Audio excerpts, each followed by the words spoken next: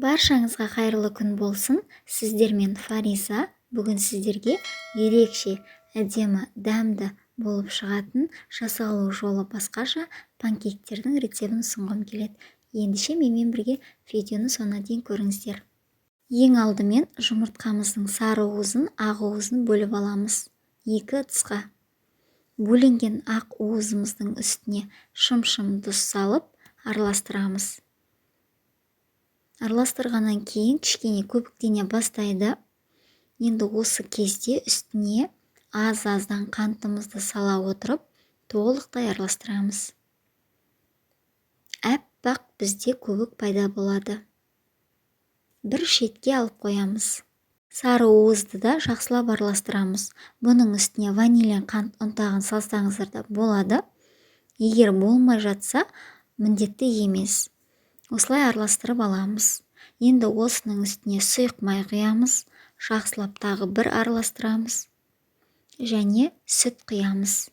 Сүттің температурасы маңызды емес. Тағы жақсылап бір араластырамыз. Енді үстіне ұнымызды саламыз.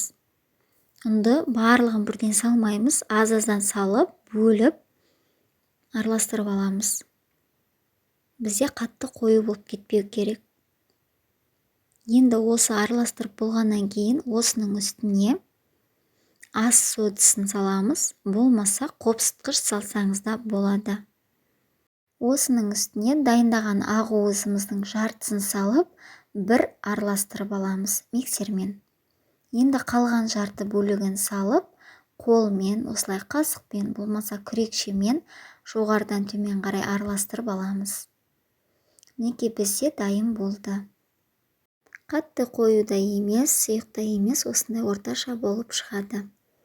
Енді табамызды алдын ала қыздырамыз.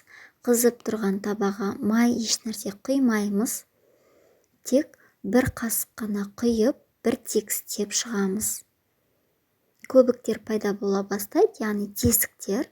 Сол кезде екінші жағын аударасыз. Мінекей, осылай құйып шығамыз. Тегістейміз. Осылай тесіктер пайда болғанда екінші жағын аударасыз. Бірінші жаққа қарағанда екінші жағы тез піседі.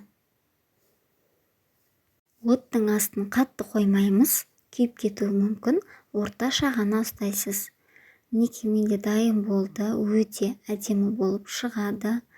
Дәмді болғаны соншалық піскен заматында балалар жеп қойды. Менде 30 данадан көп шықты. Осылай жасап көруге кеңес етемін. Барлығына ұнайтынына сенімдімін. Міндетті түрде жасап көріңіздер. Өзіңіздің қалауыңыз бойынша әдемілеп әсемдесеңіз болады.